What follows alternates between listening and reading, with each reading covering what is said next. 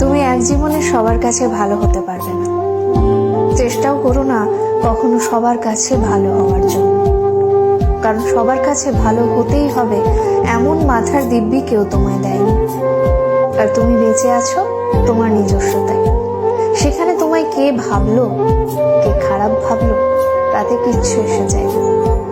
দিন শেষে নিজের জন্য নিজেকেই থাকতে হয়, অন্য কেউ তোমার জন্য থাকে না, থাকেনি কখনো, আর থাকবেও না। কারো কাছে তুমি ভালো, ভীষণ ভালো, আবার সেই তুমি কারোর কাছে খুব খারাপ, জঘন্য একজন মানুষ। সেটা কেমন করে হয়? প্রশ্নটা মনের মধ্যে আসতেই পারে। আসলে আমাদের কে ভালো ভাবছে আর কে খারাপ ভাবছে সেটা বিপরীতে থাকা মানুষটার মানসিকতার উপরই নির্ভর করে। সেই পরিপ্রেক্ষিতে অন্যের মানসিকতার পরিবর্তনের ভার তো তুমি নিতে পারবে না।